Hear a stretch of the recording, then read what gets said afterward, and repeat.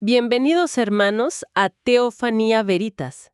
El día de hoy hablaremos sobre la sabiduría que nace del silencio y cómo ésta nos guía en los momentos de prueba. Un tema verdaderamente central en la vida espiritual. Porque a veces pensamos en la sabiduría como algo muy lejano, muy intelectual. Exacto, como si fuera solo para los grandes teólogos o los santos. Pero en realidad es algo mucho más práctico, ¿no? Totalmente. Es un don, una luz que Dios nos da. No es para acumular conocimiento, sino para ver las cosas, como las ve Él. Y para actuar en consecuencia, con amor, con justicia.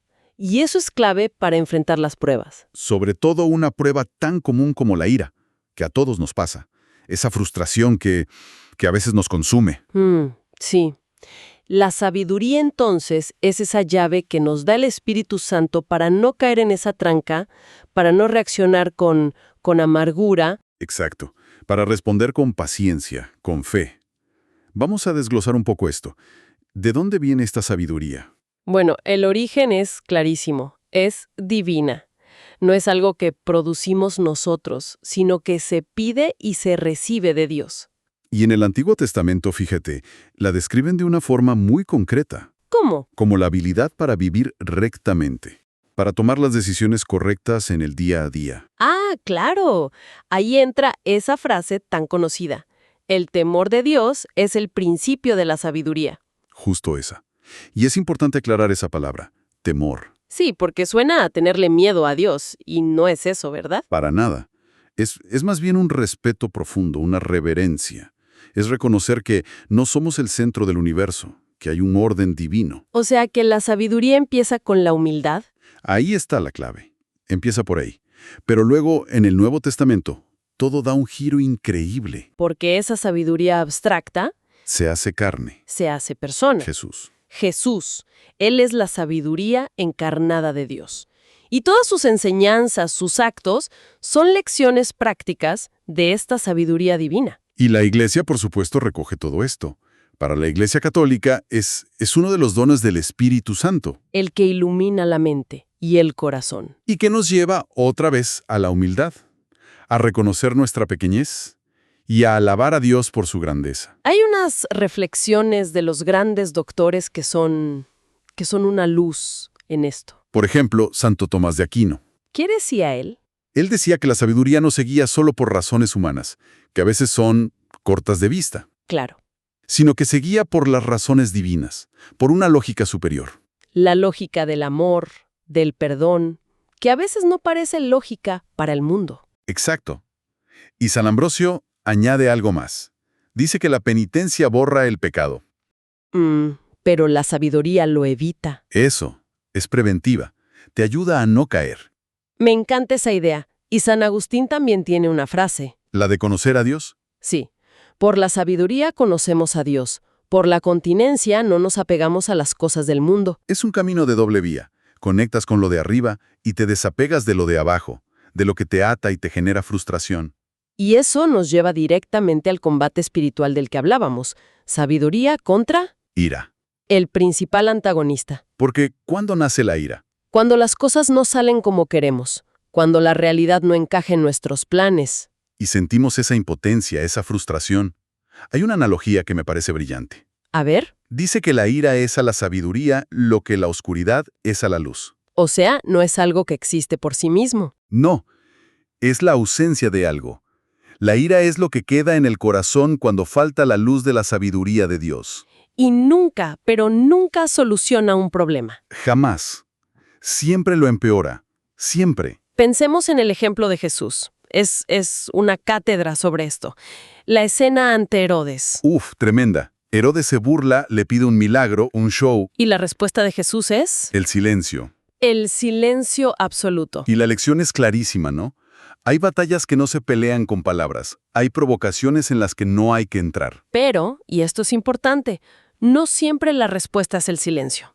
Hay otra escena. La del puñetazo del soldado. Exacto. Ahí no se queda callado. No, para nada. Después de que lo golpean, responde. Pero fíjate cómo responde. Con una pregunta, serena, justa. Si he hecho algo malo, dime qué fue.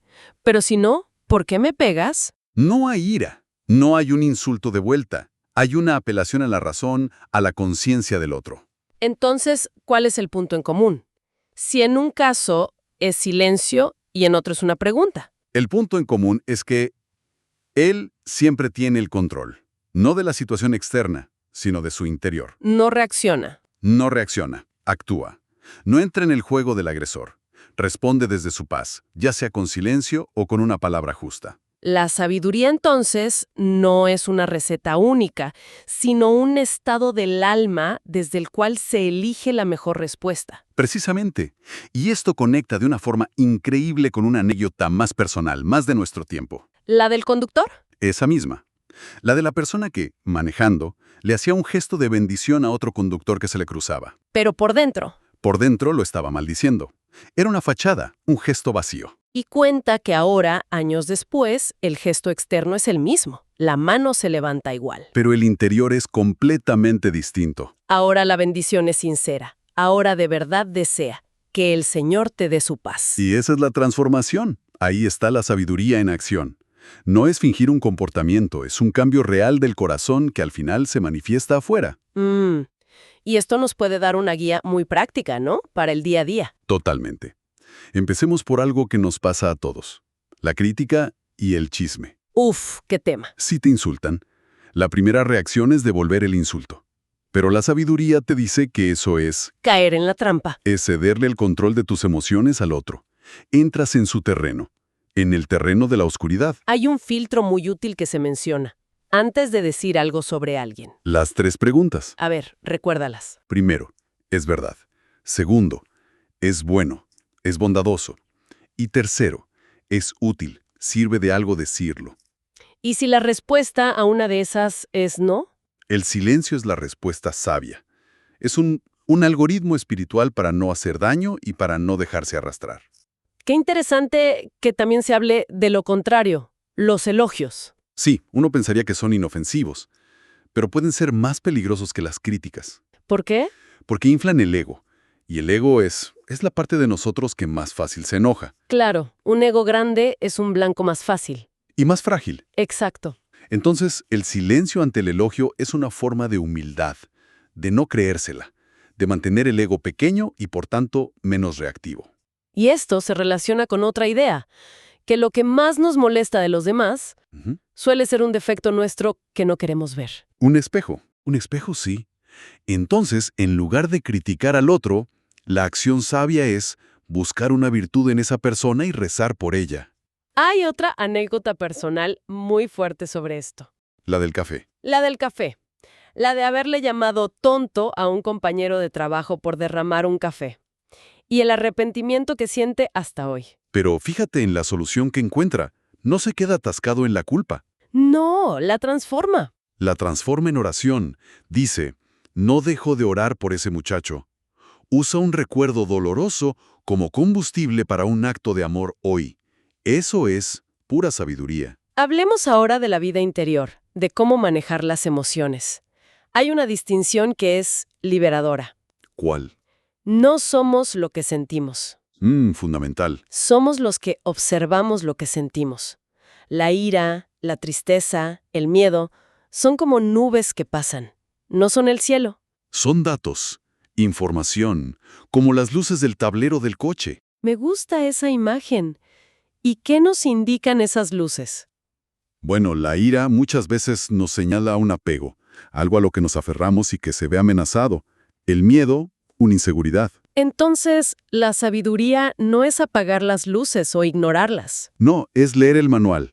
Es ver qué nos están diciendo sobre nuestro motor interior. Es exponer la emoción a la luz de la fe, y así pierde su poder. Otra gran fuente de frustración, las expectativas. Sí. Esperamos que el mundo, que los demás, que la vida funcione según nuestro guión. Y claro, nunca funciona así. Nunca.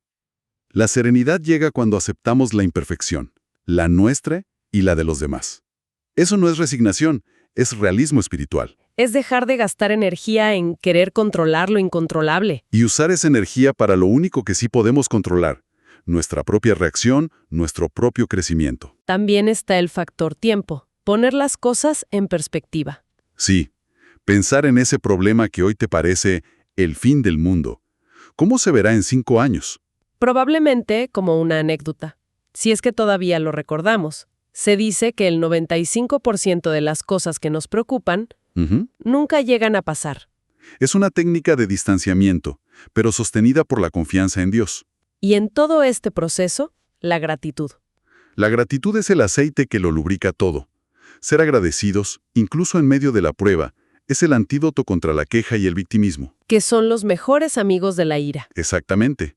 La gratitud te recuerda que no estás sola, que Dios actúa incluso en tu debilidad. Todo esto parece llevarnos a una pregunta clave. Una que lo resume todo. El error es preguntarse, ¿qué haría yo con el poder de Jesús? Esa es la fantasía del ego, querer ser todopoderoso. Claro, chasquear los dedos y que todo se arregle. La pregunta correcta, la pregunta de la sabiduría es, ¿qué haría Jesús en mi lugar? Esa pregunta lo cambia todo, ¿Por qué? porque te saca del centro. Pasa del poder al servicio, de la fantasía a tu realidad concreta, con tus límites. Y desde ahí te preguntas, ¿cuál es la respuesta más amorosa, más sabia que puedo dar ahora? Entonces la verdadera libertad no está en cambiar a los demás. No, eso es imposible. La verdadera libertad, la conclusión de todo esto, es que está en la transformación de uno mismo, con ayuda de la gracia. Es una distinción muy poderosa. Mucho. Somos débiles cuando dejamos que lo de afuera nos gobierne por dentro. Y somos fuertes cuando actuamos desde un interior que está en paz, en la paz de Dios, Una paz que se cultiva. en el silencio y en la escucha. Hay una última reflexión que es un llamado de atención muy fuerte sobre lo corta que es la vida. El dolor del arrepentimiento. Sí, el dolor de estar junto al lecho de muerte de alguien que amas y pensar, nunca le dije lo suficiente que lo quería. Es un llamado a la acción, aquí y ahora. Si la sabiduría nos da paz, es para que podamos amar mejor, hoy. La exhortación es, no esperemos a que alguien muera para decirle, te amo. ¿Por qué esperar a llorar sobre un ataúd cuando podemos abrazar hoy? Sanar las relaciones, expresar el afecto. Ahora, no cuando ya sea tarde. Esto nos deja con un pensamiento final. La calma, esa serenidad que nace de la sabiduría, se convierte en una forma de poder. Un poder muy distinto al del mundo. Cada problema, cada insulto, cada frustración, deja de ser una ofensa para convertirse en una oportunidad. Una oportunidad para elegir no enojarse, para pulir el alma, para darle gloria a Dios con nuestro sufrimiento, aprendiendo de Él. La sabiduría, entonces, nos enseña que la verdadera batalla se gana en el silencio de nuestro corazón. Escuchando la voz del Señor, ahí es donde se decide todo, no en los gritos de afuera, sino en el susurro de adentro. Que el Señor los bendiga. Amén. Si esta reflexión ha sido de bendición para tu vida, te invito a suscribirte a mi canal y a darle like para que este mensaje pueda llegar a más hermanos. Que la paz de Cristo permanezca siempre en sus corazones.